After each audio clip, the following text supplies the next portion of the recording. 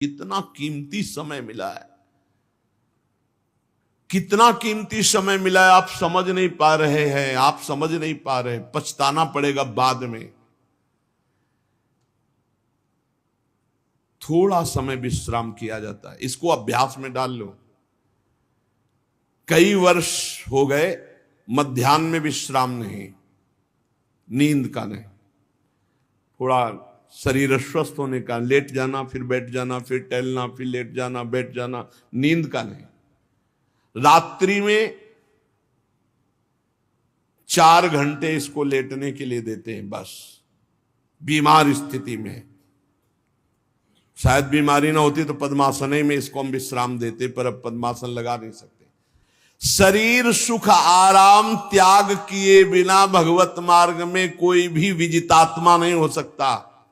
रगड़ो, इस शरीर को रगड़ो। हाथ में माला है या काउंटर है, टहल रहे हैं, जब नींद आ रही टहल रहे हैं, सिर्फ 4-5 घंटे शयन के लिए दीजिए। क्या कर पाओगे आगे? यही अवस्थाएं हैं, नवयुवक अवस्था। इसी पर विजय प्राप्त करो। नींद आदि पर, भोजन पर, नींद पर जानबूझकर 1-2 दिन भोजन छोड़कर भजन पड़े नहीं रहना। कोई जान न पावे कि आप भोजन नहीं किए। पूरी दिनचर्या ज्यों की त्यों होनी चाहिए। जिद्दी स्वभाव, परमार्थ के पथिक का जिद्दी स्वभाव, आराम त्यागी स्वभाव। और शरीर को जैसा बना लो प्रभु वैसे ही है, इसमें जड़ है, कोई अंतर नहीं पड़ता है। रात में सो, दिन में 4 घंटा सोने का अभ्यास बना लो, दिन में सोते रहो। अभ्यास है, चाहे जगने का बना लो चाहे सोने का। आधा आधा कवल रोज बढ़ाते चले जाओ, भोजन आते फैलती चली जाएंगी। आधा आधा कवल रोज कम करते चले जाओ। 24 घंटे में 400 ग्राम अन्न से स्वस्थ शरीर का पोषण हो जाएगा और वो क्रियाशील रहेगा।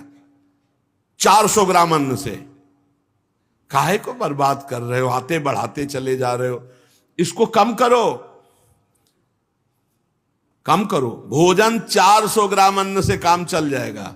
जिसे भगवत प्राप्ति के बिना आप जिया नहीं जा रहा, तब भगवत प्राप्ति होती है।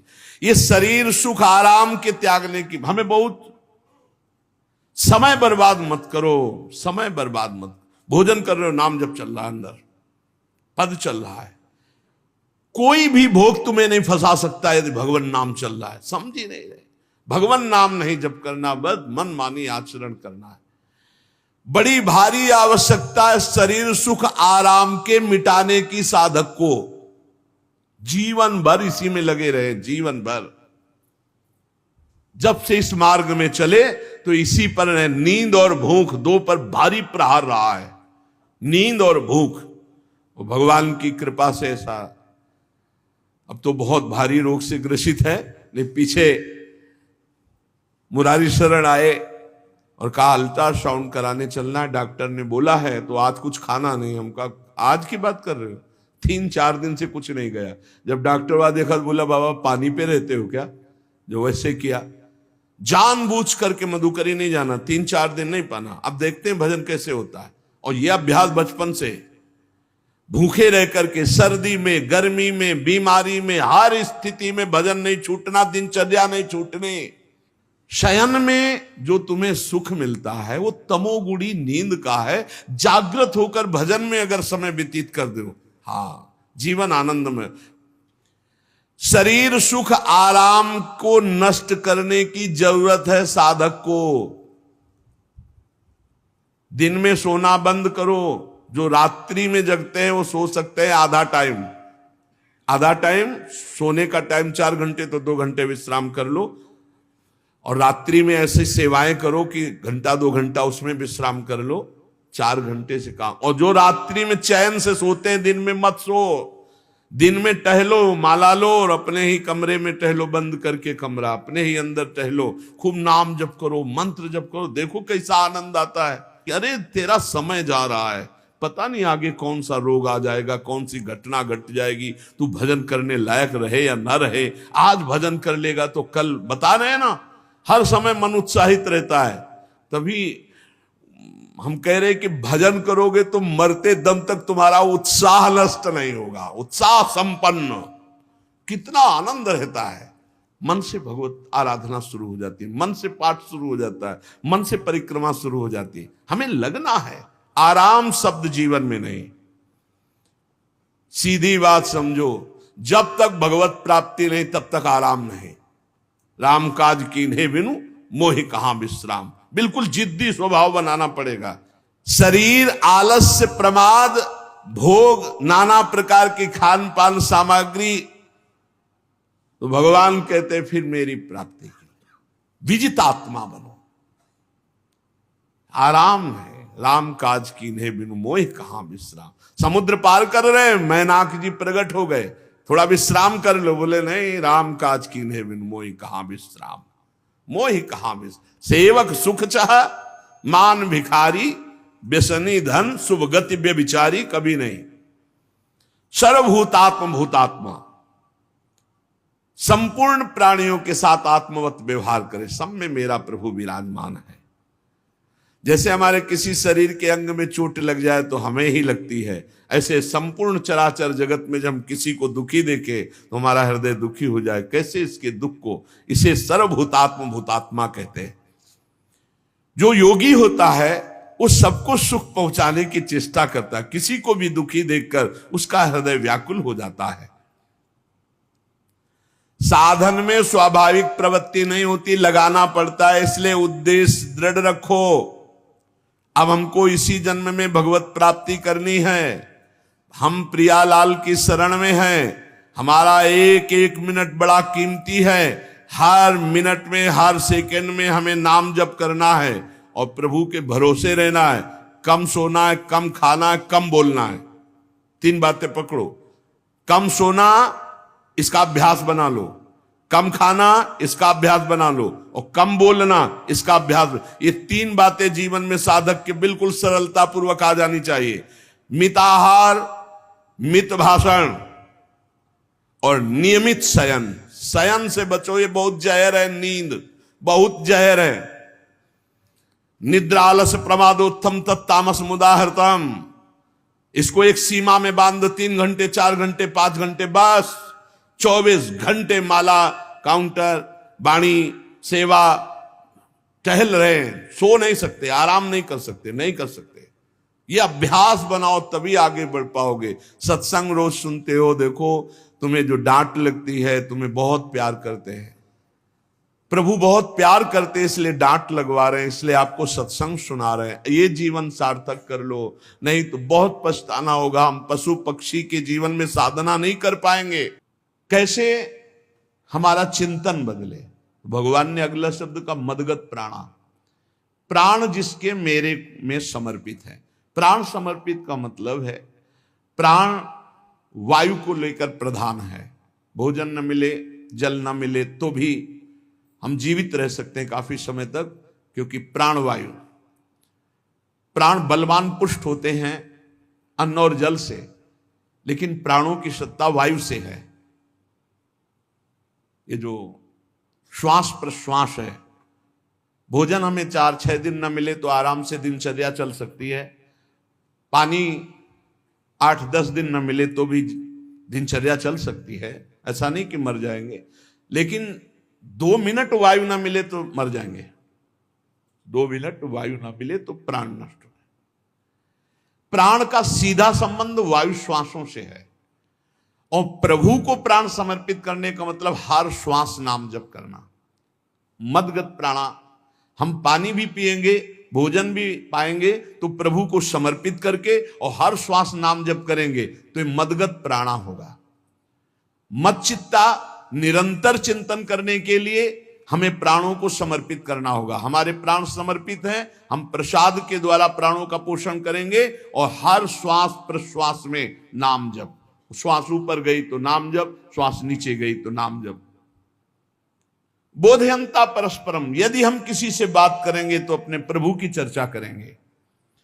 उसी प्रभु की चर्चा का कथन, कथयंतश्च माम नित्यम, केवल भगवत चर्चा करेंगे। केवल। कभी कभी ये लोक कल्याण की भावना भी प्रपंच में उतार देती है।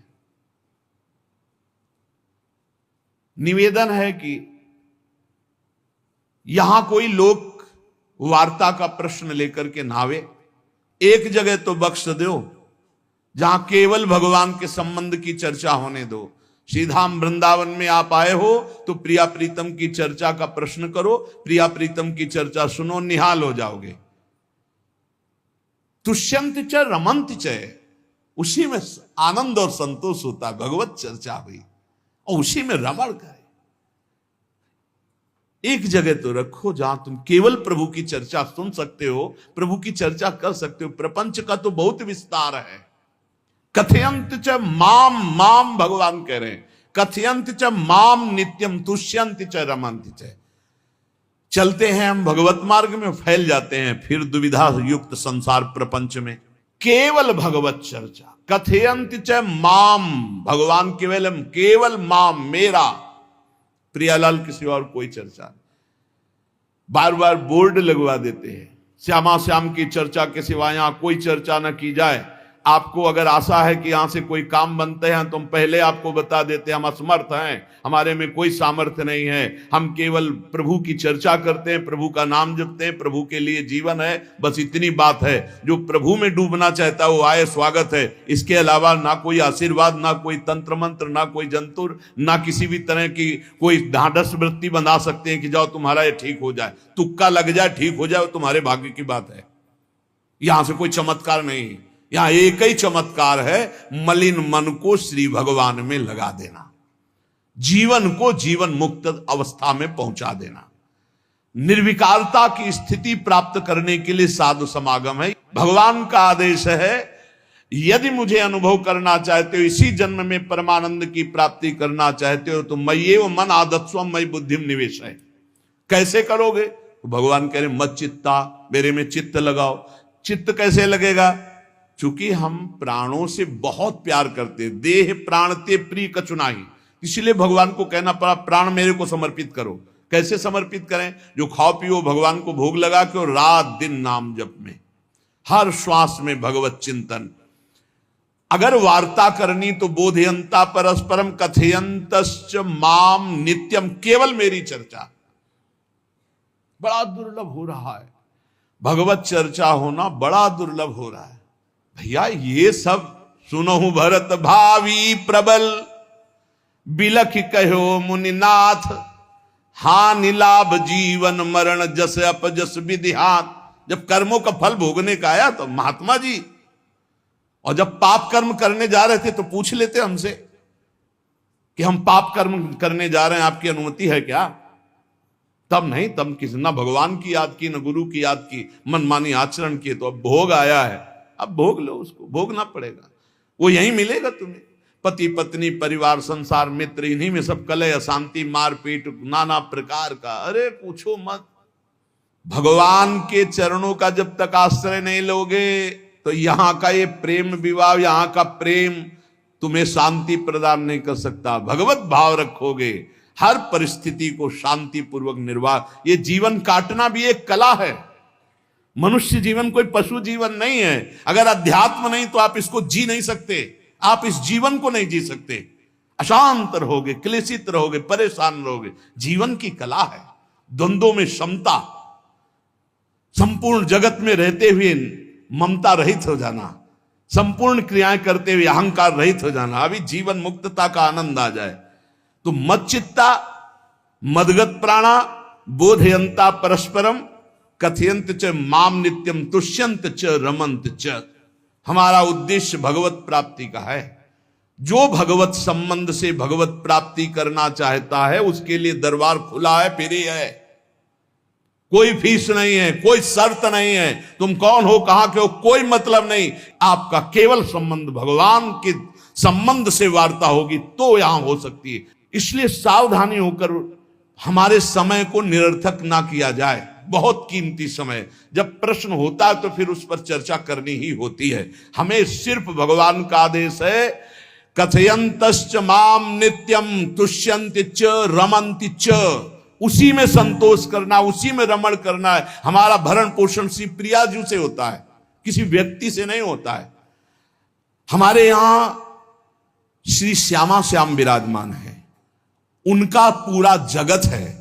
तुम्हारी बुद्धि में मेड़ है, भेदभाव है, उनके लिए भेदभाव नहीं, सब मम प्रिय, सब मम उपजाए, तो हम अपने स्वामी के अनुसार चलेंगे। सब मेरे प्राणनाथ श्यामा श्याम के जन है, कोई भी हो, इतना ना छोटा ना इतना बड़ा, ना इतना प्रिय ना इतना अप्रिय, सब बराबर है। एक तरफ चाहे गुणात्मा, गुण से युक्त महात्मा, और एक चाहे दुरात्मा, दुर्गुणों से युक्त, दोनों को ऐसे दुलार करके श्री जी की तरफ बढ़ाने वाला मार्ग, ये मार्ग यहाँ का है। कथयंत च माम नित्यम तुष्यंत च रमंत च तेषाम सतत युक्ता नाम भजताम प्रीति पूर्वकम। जो सतत प्रेम पूर्वक मेरा भजन करता है, भगवान कह रहे ददामि बुद्धि योगम तम, उसकी बुद्धि का योग मैं करा देता हूं। ये खास बात हुई, लगाने की चेष्टा हमने की मन बुद्धि को, और भगवान आकर मन बुद्धि में विराजमान हो गए। तेषामेवानुकंपार्थ महमज्ञानजं तमः नाशयात्म्यात्म भावस्थो ज्ञान दीपेन भास्वता। भगवान कृपा करके उसके हृदय में ज्ञान प्रकाशित कर दिया। जब कोई सतत भजन करता है, प्राण प्रभु को समर्पित कर देता है, चित्त प्रभु में लगाए हुए प्रभु की चर्चा, भगवान उसके अंदर ज्ञान प्रकाशित कर देते, तो वो अनात्म भाव जो देह भाव था उसका नाश हुआ और वो भगवत भाव में स्थित हो जाता है।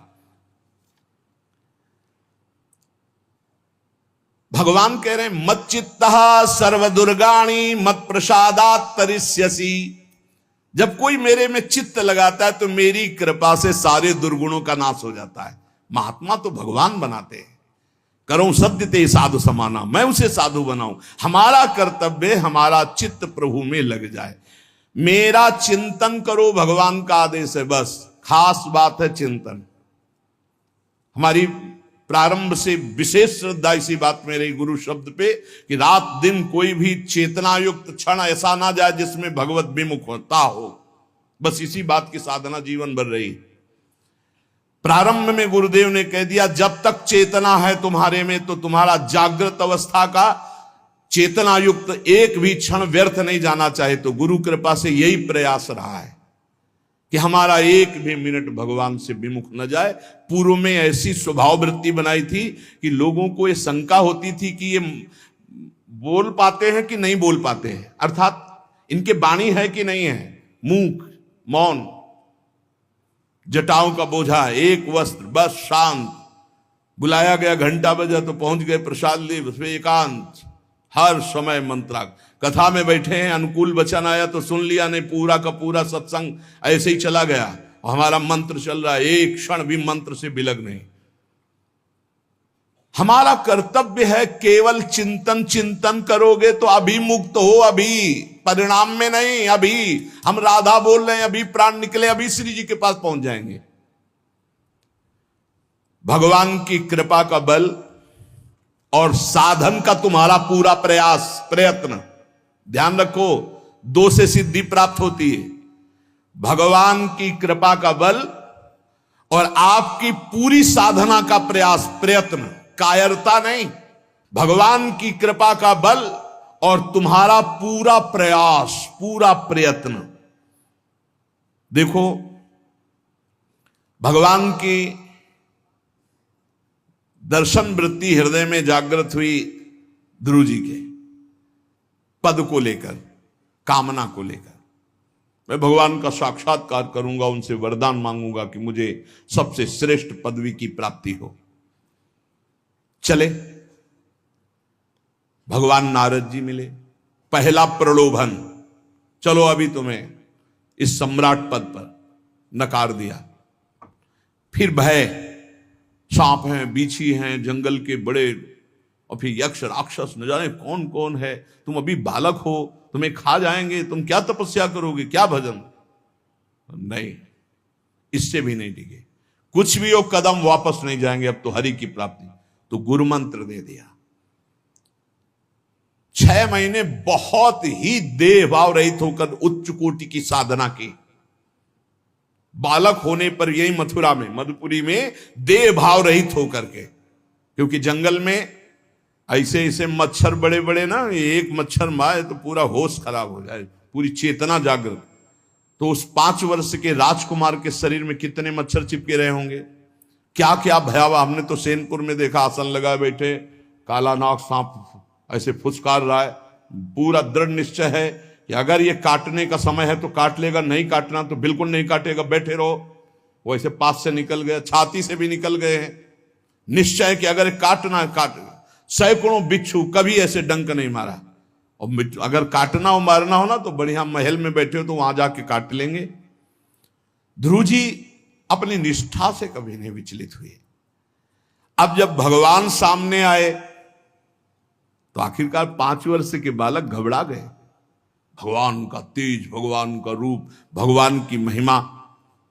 भगवान मुस्कुराए, कृपा दृष्टि से देखे, बल मिला, भगवान को देख पा रहे हैं। अब मन में आया कि मैं स्तुति कैसे करूं, क्योंकि कोई ज्ञान तो है नहीं।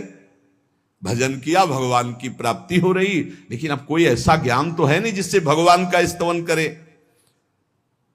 भगवान की तरफ देख करके कुछ कहना चाहते हैं, पर क्या भगवान को कहें ये ज्ञान नहीं। तो भगवान ने अपने ज्ञान स्वरूप शंख का ध्रुव जी के कपोल पे स्पर्श करा दिया। जो भगवान कह रहे, ज्ञान तो मेरी कृपा से होता है। अभी पीछे इस श्लोक में भगवान ने कहा, तेसा मेवानुकंपार्थो महमक ज्ञानजम तमः नाशयाम्यात्म भावस्थो। अनात्म भाव का ये जो आत्मस्वरूप अनात्म देह में भाव आ गया है, इसके नाश का जो ज्ञान होता है ये भगवान की कृपा से होता है।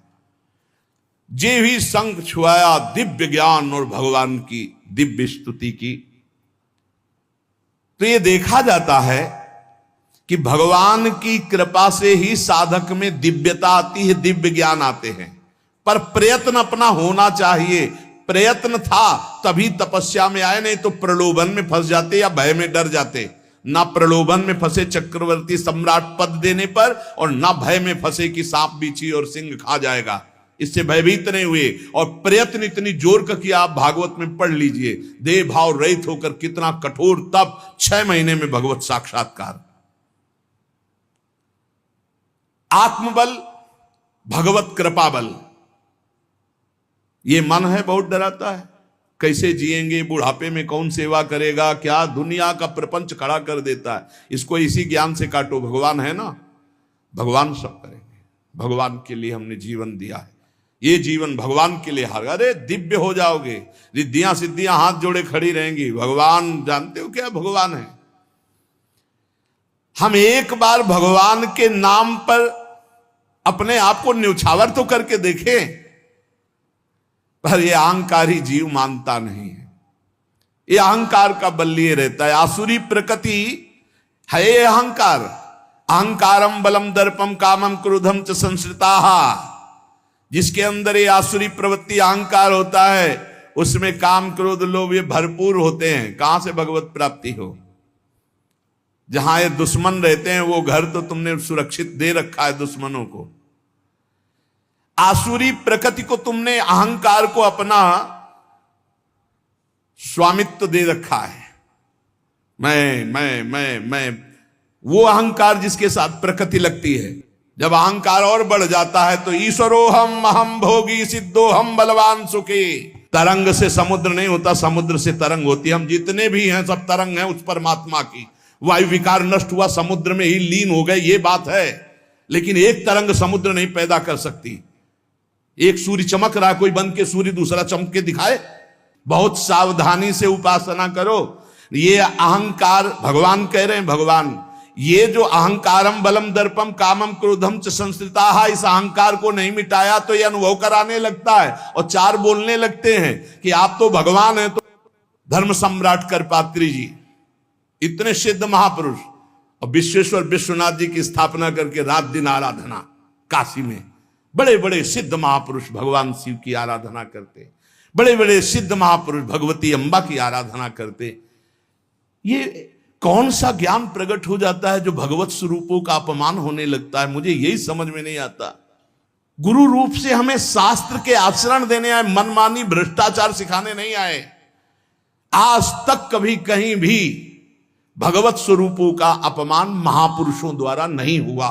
महापुरुष और भगवान में अंतर नहीं, पक्का मुझे विश्वास। हम तो चराचर जगत को भगवत स्वरूप मानते हैं, लेकिन आचरण कराने के लिए आचार्य गुरुदेव जैसे चले हैं वैसे ही चलना होता है। सदैव संतों ने अपने को अधम और तुच्छ और नीच कहा है। हनुमान जी जैसा कोई ज्ञानी, महाबली, कोई त्यागी, कोई ब्रह्मचारी, बैरागी, हनुमान जी जैसा कोई त्रिभुवन में द्वितीय हुआ हो तो बता दो। अतुलित बलधामम हेम शैलाभदेहम दनुजवन कृशानुम ज्ञानिनाम अग्रगण्यम। अरे जय गिर चरण दे हनुमंता चले उसगा पाताल तुरंता, हजार हजार को पकड़ के कछु मारिस कछु मर्दिस कछु मिले से धर धूरी। अब विभीषण जी से कैसे परिचय बता रहे। प्रात ले जो नाम हमारा तेहि दिन ताहि ना मिले आहारा। असमय अधम सखा सुनु मोहु पर रघुबीर। क्या दैन्यता का स्वरूप हनुमान जी महाराज। भगवान से जब हनुमान जी मिल रहे तब उनसे प्रभु आप पूछ रहे हो कि तू नाथ एक में मंद मोह बस ज्ञानी नाम अग्रगण्यम। एक में मंद मोह बस कुटिल हृदय अज्ञान पुनि प्रभु मोहि विसारेऊ दीन बंधु भगवान। जय प्रणतारित भंजन चरणों में लौट गए हनुमान जी महाराज। सबरी जी भगवान सामने बैठकर स्तुति करते हैं। जो नवधा भक्ति है वो उपदेश नहीं है, सबरी जी की स्तुति है। ये सब भक्ति सबरी जी में विराजमान, क्योंकि उसी समय सबरी जी भगवत धाम जाती है तो उपदेश तो उसको दिया जाता है जो आचरण में उतारे। सबरी जी तो सिद्ध महापुरुष अभी भगवत धाम जा रहे हैं भगवान के सामने ही। वो क्या कहती, अधम ते अधम अधम अति नारी तीन मह में मति मंद अघार। हरिवंश महाप्रभु क्वाहम तुच्छ परम अधम प्राण्य हो गर्ह कर्मा यत नाम स्फुरति महिमा हरेश वृंदावनस्य। इन सब बड़े बड़े आचार्य महापुरुषों ने भगवान की दास्ता स्वीकार करके जीवन अर्पित करके आचरण करके दिखाए। जहां ये आसुरी अहंकार होता है तो ईश्वरोहम महम भोगी सिद्धोहम बलवान, ये सिद्धावस्था नहीं है, ये तमोगुणी आसुरी अहंकार का परिणाम है जो ये दिखाई देता है भगवत स्वरूपों का अपमान करके। नहीं, यद्यपि अभेद है वो महापुरुष शिव और वो अभेद है, पर आचरण जब करेगा तो स्वामी और सेवक का करेगा। काशी नगरी सिद्धों की नगरी है, ज्ञानियों की। देखा बड़े बड़े सिद्ध परमहंस जाते हैं शंकर जी के दर्शन करने, विश्वनाथ जी के, तो जिनकी कमंडल भी नहीं दिगंबर है ना, तो वो भी ऐसे हाथ उठा के नमः पार्वती पते और बस ऐसे सर झुकाए खड़े रहते हैं। जल भी नहीं है, पत्र भी नहीं है, ऐसे वो हम सब खड़े खड़े घंटों खड़े रहते। तो वहां के शिव पार्षदों से ऐसा करुणा में प्रेम हो गया था कि वो हमें नहीं हटाते थे, तो एक कोने में घंटों खड़े रहते थे और दर्शन करते रहते थे भगवान विश्वनाथ जी। तो जैसे ऐसे अवधूत आते, न कोई जल का कमंडल है, न कोई पत्र है, न पुष्प, नजदीक गए और नमः पार्वती पते हार हार महादेव, बस सर झुकाए, ये है। और स्वयं शिव स्वरूप है, इतना अंतर नहीं ब्रह्मबोध में। भक्तों में भी कभी कभी अहम प्रकट होता है, वो वाणी से आपको दिखाई देगा, लेकिन वो आसुरी अहंकार नहीं होता। ध्यान रखना, ये उनका भागवतिक बल होता है, ये आसुरी अहंकार नहीं होता। जैसे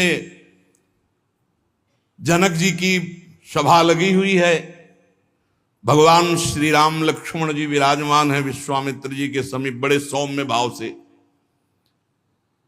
जनक जी महाराज ने देखा कि बड़े बड़े वीर आए पर धनुष यज्ञ में धनुष को अजगों को कोई उठा ही नहीं पाया, खंडन की तो बात जाने दो। रावण बाणासुर आया, आरती प्रणाम करके चले गए। अब आशा ही खत्म हो गई, कोई उठाने वाला ही नहीं। तो उन्होंने कहा वीर विहीन मही मैं जानी।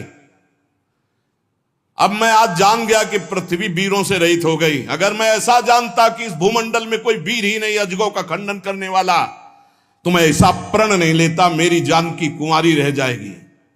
ऐसे विकल होके वीर विहीन मही मैं जानी।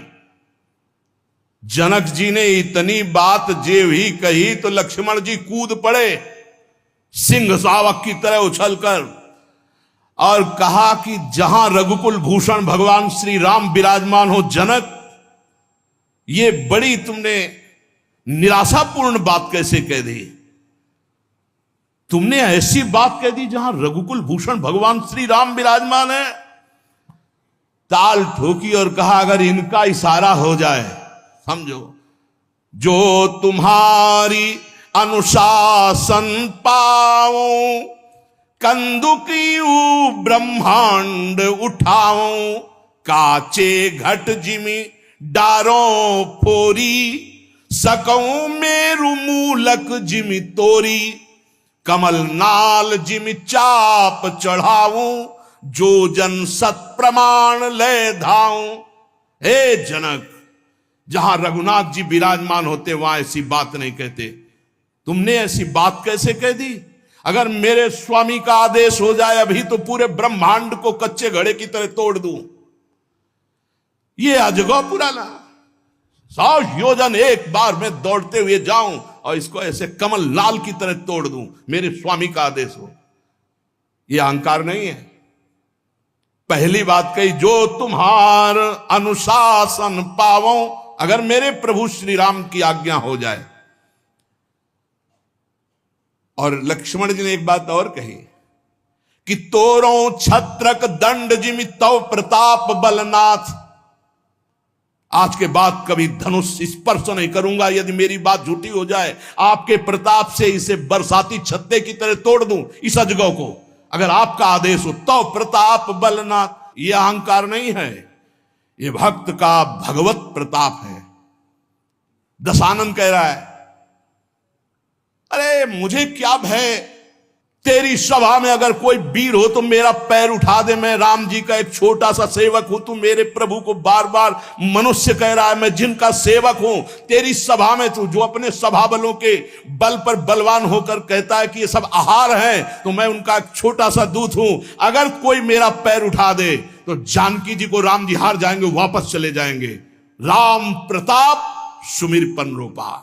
सभा में पैर हाहाकार मच गया। जब स्वयं दशानन उठा तो मारा घूसा, 4 मुकुट राम जी के चरणों में गए। राम जी के चरणों में झुक, तब तेर बचेगा, मेरे चरणों में झुकने से नहीं। कोई उठा नहीं पाया। ये अंगत का अहंकार नहीं, ये भक्त का भगवत प्रताप होता है। राम प्रताप सुमेरी परण रूपा। राम प्रताप हरिवंश प्रताप ही जानत है, हरिवंश प्रबोध प्रमाणत है, हरिवंश सर्वस्व है तिनके, सुख संपत्ति दंपति जो जिनके। लक्ष्मण जी कह रहे, सकऊं मेरु मूलक जिमि तोरी, जैसे मूली तोड़ दिया जाता 4 लाख योजन का सोने का पहाड़ सुमेरु, वैसे उखाड़ के तोड़ के फेंक दूं। भगवान अपार सामर्थ्यशाली, और जो भगवान में चित्त जोड़े अपार सामर्थ्यशाली।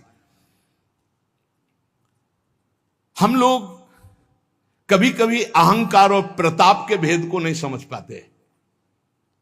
महापुरुषों में अहंकार नहीं होता, वो भगवत प्रताप होता है। जो आसुरी अहंकार है वो तो भगवान की शरणागति से नष्ट हो जाता है। भगवान का प्रताप भक्तों के जीवन में उदय होता है। भगवान बहुत कृपालु हैं, बड़ी करुणा की है, अपना मार्ग हमें देने के लिए सत्संग दे रहे हैं। कथन श्रवण का सौभाग्य मिला है। इसी जन्म में हमें भगवत प्राप्ति करनी है। अपार बलशाली माया को परास्त करने का बल केवल भगवान की कृपा से प्राप्त होता है। इसलिए नाम जप करो, भगवत लीला गायन गुणगान करो और भगवान से प्रार्थना करो कि मेरा अहंकार आपके चरणों में समर्पित हो जाए। सारा दोष इसी अहंकार का है। ये संस्कृति मूल शूल प्रद नाना, सकल शोक दायक अभिमाना, ताते करें कृपा निधि दूरी, सेवक पर ममता अति भूरी। हमारे ऊपर बहुत प्यार है प्रभु का, हम उस प्यार के बल से अहंकार को प्रभु के चरणों में समर्पित करके इसी जन्म में जीवन मुक्त हो जाए। शेष